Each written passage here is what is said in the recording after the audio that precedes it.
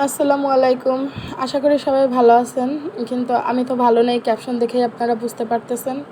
তো আমাকে ইমার্জেন্সি হাসপাতালে নেওয়া হলো, আর বাকিটা তো আমার ভিডিওতে আছে, আপনারা দেখেন কি হলো আজকে হঠাৎ করে। আসলে একটা দুর্ঘটনা ঘটে গেছে। আমি আসলে সতর্কতার জন্যই আমি ভয়েসটা দিচ্ছি নতুন করে। দেখে ওই হাঁড়িটা আনেন তো।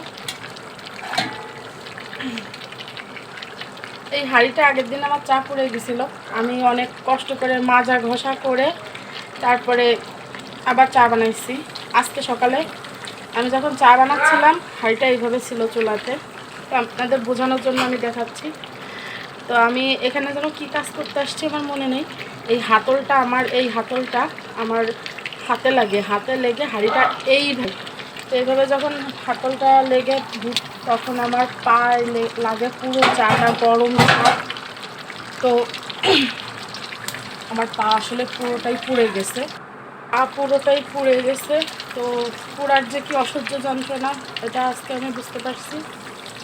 খুবই ভয়ঙ্কর অবস্থা, খুবই ভীষণ কষ্ট হয়েছে। আমি এত জোরে চিৎকার করছি যে আশেপাশে থেকে পুরো ভাড়াটেরা সবাই চলে আসছে।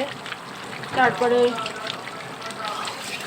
মুন্নিয়াপা ছিল, তো উনি অনেক ঠান্ডা পানি টানি দিচ্ছে। আর এই যে রান্না কিন্তু মুন্নিয়াপাই করতেছে, আমি কিন্তু কিছুই করতেছি না, উনি কিছুই করতে দিচ্ছে না। তো আপনাদের যেটা আমি বলবো আর কি, এরকম তেল আপনারা কারা কারা খান? আমার মুন্নিয়াপা খায়, আর আমাদেরও খাওয়ায় মারার উদ্দেশ্যে। তো আসলে আপনারা হয়তো বা বুঝতেই পারছেন হঠাৎ করে কি একটা বিপদ চলে আসছে, আর পোড়ার যে কি দুর্বিষহ যন্ত্রণা আজকে আমি বুঝতে পারলাম।